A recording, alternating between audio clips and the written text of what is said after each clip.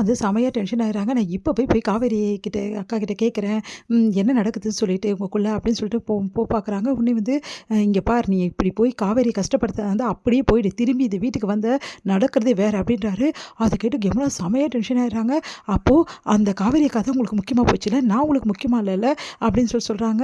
இங்கே பார் நான் சொல்கிறது சொல்லிட்டேன். தேவையில்லாமல் நீ கற்பனை பண்ணி நீ தேவையில்லாத பிரச்சனையெல்லாம் பண்ணிகிட்ருக்க. நீ என்ன கஷ்டப்படுறது பார்த்தாதுன்னு காவேரி ஏதாவது கஷ்டப்படுத்துனேன் நான் நல்லவனாகவே இருக்க மாட்டேன், அவ்வளோதான் சொல்லிட்டேன் உனக்கு அப்படின்றாரு. அது கேட்டு யமுனா செமையா டென்ஷன் ஆயிடுறாங்க. இந்தளவு போயிடுச்சா, இந்தளவு ஆயிடுச்சா, நான் இதெல்லாம் சும்மாவே விட மாட்டேன். நீ என்ன பண்ணாலும் சரி என்கிட்ட பிரச்சனை பண்ணியா அதோடு நிறுத்திக்க. காவேரி கிட்ட ஏதாவது பிரச்சனை பண்ணி அவன் மனசு ஏதாவது காயப்பட்டுச்சு நான் உன்னை என்ன செய்வேன்னு தெரியாது அப்படின்னு சொல்லிட்டு போகிறாரு. அதை கேட்டு யமுனா பயங்கரமாக கதறிக்காரு, அழுகிறாங்க. இப்போ கூட காவேரி அக்கா வந்து நினச்சிட்டு இருக்காரு, என்ன அவருக்கு என்னை பற்றி கொஞ்சம் கூட அக்கறையே கிடையாது, இதெல்லாம் நல்லாவே இல்லை, எல்லாம் அந்த காவேரி அக்கா தான் என்ன சொல்லி கொடுத்தானே தெரில அப்படின்னு சொல்லிட்டு செமையாக டென்ஷன் ஆகிடுறாங்க. இங்கே வந்து என்ன பண்ணுறாங்க, நம்ம காவேரி வந்து சந்தோஷமாக வந்து போயிட்டுருக்காங்க. எப்படியாவது இந்த ஆட்டோ கிடச்சா ரொம்ப நல்லாயிருக்கும் அப்படின்னு சொல்லிட்டு அந்த டைமில் நம்ம வந்து விஜய் வந்து கால் பண்ணுறாரு காவேரிக்கு. காவேரி வந்து சொல்கிறாங்க, என்னங்க திடீர்னு கூப்பிட்ருக்கீங்க அப்படின்னு ஒரு சந்தோஷமான விஷயத்தை பற்றி தான் சொல்கிறதுக்காக கூப்பிட்றேன். நம்ம சந்தோஷமாக விஷயத்த சொல்லலான்னு பார்த்தா இவர் சொல்கிறாரு, இப்போ எப்படின்னு நம்ம சொல்ல போகிறதில்ல, சொல்லுங்கங்க என்ன விஷயம் அப்படின்னோடனே, உனக்கு ஒரு முக்கியமான விஷயம், நீ உன் புருஷன் கூட வாழ வேண்டிய காலம் வந்துடுச்சு அப்படின்னோடனே சொல்கிறீங்க நீங்கள் அப்படின்றாங்க. வேறு என்ன, நான் வந்து போன காரியம் சக்ஸஸ் ஆக போகுது அப்படின்றாரு. அதை கேட்டு வந்து நிஜமாக சொல்கிறீங்க, என்ன சக்ஸஸ் ஆக போகுது, நான் வெண்ணிலாவோட மாமாவை கண்டுபிடிச்சிட்டேன் காவேரி, இதுக்கப்புறம் வெண்ணிலாவை அவங்க மாமா கிட்ட ஒப்படைக்க வேண்டியதுதான், நம்ம 2 பேரும் சந்தோஷமாக வாழ வேண்டியதுதான் அப்படின்னு காவேரி சந்தோஷம் தாங்க முடியல. என்ன காவேரி இப்போ ஓகே தானே அப்படின்னோடனே, ஓகே தான், ஆனால் வெண்ணிலா வந்து போகிறதுக்கு சம்மதிக்கணும்ல, சம்மதிச்சு தான் ஆகணும், வெண்ணிலாவுக்கு வேறு ஆப்ஷனே கிடையாது, வெண்ணிலாவை சீக்கிரமாக அவங்க மாமா கூட அனுப்பிச்சிடுவோம் காவேரி, அப்புறம் எவ்வளோ நாள் தான் நம்ம போய் பிரிஞ்சிருக்க முடியும், சீக்கிரமாக வீட்டுக்கு வந்துடுடி, என்னால் நீ இல்லாமல் இருக்க முடியலடி அப்படின்றாரு. சரி சரி போதும், முதல்ல போய் அவங்க மாமா கிட்ட எல்லா விஷயத்தையும் சொல்லி ஆக வேண்டிய வேலையை பாருங்கள், என்ன சொல்கிறேன்னு எனக்கு புரியுது, சீக்கிரமாக வெளில அமுச்சிட்டு என்னை வந்து கூட்டிகிட்டு போங்கன்னு சொல்கிறேன், அவ்வளோதானே, ஆமாம் அவ்வளோதான் போதுமா அப்படின்றாங்க.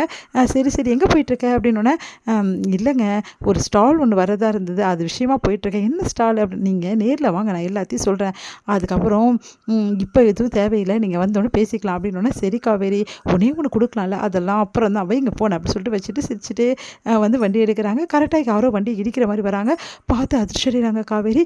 பார்த்தா அந்த டைமில் கரெக்டாக அங்கே வந்து இறங்குறாரு பசுபதி. பசுபதி வந்து பார்த்துட்டு, என்னம்மா காவேரி இப்படி போனால் இப்படி, அப்புறம் நான் ஏதாவது இடிச்சிட்டேன்னா வேணும்னு தான் இடிச்சேன்னு சொல்லிட்டு உங்கள் குடும்பமே வந்து நிற்கும், இதெல்லாம் எனக்கு தேவையாம்மா, என் ஃப்ரெண்டோட பொண்ணாச்சு, நீ உன் மேலே எனக்கு எவ்வளோ அக்கறை இருக்குது பார்த்தியா, உங்கள் அக்கறை சக்கரைலாம் எனக்கு நல்லாவே தெரியும், தேவையில்லாம் பேசிட்டு இருக்காமல் வழியை விடுங்க அப்படின்றாங்க. என்ன காவேரி இப்படி பேசுகிற, உங்ககிட்ட பேசணும் தாம்மா நான் வந்திருக்கேன், உங்ககிட்ட பேசிட்டு அதுக்கப்புறம் நான் போகிறேன் அப்படின்னோடனே, உங்ககிட்ட பேசுறதுக்கு என்ன இருக்குது, தேவையில்லாமல் என் வழியை மறிக்காதீங்க, எனக்கு 1008 வேலை இருக்குது, விடுங்க வழி அப்படின்றாங்க.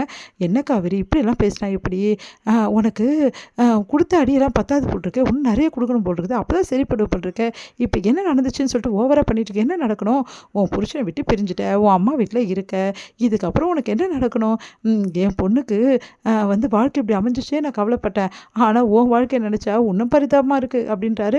அதை கேட்டுட்டு செம்மைய டென்ஷனாக என்ன நினச்சிட்டு இருக்கீங்க, நான் விஜய் பிரிஞ்சுட்டேன்னு உங்களுக்கு தெரியுமா, நானும் விஜயும் எப்பவும் ஒன்றா தான் இருப்போம், நான் என் அம்மா வீட்டில் இருந்தால் அதுக்காக விஜய்க்கு எனக்கு சம்மந்தம் இல்லை நடத்துமா, சம்மந்தம் இல்லாமல் தான் ஆக போகுது, ஏன்னா வெண்ணிலா தான் அங்கே இருக்காளே, வெண்ணிலா அங்கே தான் நிரந்தரமாக இருப்பா, நிரந்தரமாக இருக்க வைப்பேன் நான், அதுக்கப்புறமா நீ நினச்சா கூட அங்கே வரவே முடியாது, இதுக்கப்புறம் உன் அம்மா வீடு தான் உனக்கு கெதி, உன் புருஷன் வீட்டுக்கு நீ கண்டிப்பாக வர முடியாது, ஏன்னா வெண்ணிலா அங்கே இருக்கிற வரைக்கும் நீ வரமாட்டல, ஆனால் வெண்ணிலா அங்கே தான் இருப்பா, கூடி சீக்கிரம் வெண்ணிலா அங்கேருந்து போவா, சீக்கிரமாகவே அது நடக்கும், நீங்கள் பார்க்க தானே போகிறீங்க அப்படின்றாங்க. அதையும் பார்ப்போம் கண்ணு, ரொம்ப ஓவராக போகாதீங்க பசு, எனக்கு எல்லாமே தெரியும், என் விஜய் வெண்ணிலாவை எப்படியாவது வந்து அங்கேருந்து அமுச்சிடுவார், அதுக்கப்புறம் நானும் வந்து அங்கே வந்துடுவேன், அதுக்கப்புறம் தானே இருக்குது உங்களுக்கும் உங்கள் பொண்ணுக்கும் அப்படின்றாங்க. அதை கேட்டு செம்மையாக டென்ஷன் ஆகிறாரு. உடனே வந்து இங்கே பார், நீ என்ன நினச்சாலும் வெண்ணிலா அங்கேருந்து போக முடியாது, அதையும் பார்க்கலாம், அதுக்கான ஏற்பாடு எல்லாமே நடக்குது, நீங்கள் போயிட்டு உங்கள் பொண்ணுக்கிட்ட சொல்லி வைங்க, சீக்கிரமாகவே பேக் பண்ணி ரெடியாக இருக்க சொல்லி அப்படின்றாங்க. அதை கேட்டுட்டு வந்து செம்மையாக டென்ஷன் ஆகிறாரு. என்ன இவன் இப்படி சொல்கிறா, ஒரு வேளை வெண்ணிலா அங்கேருந்து கிளம்பிடுவாளா, இது விடக்கூடாது அப்படின்னு சொல்லிட்டு டென்ஷனாக வராரு.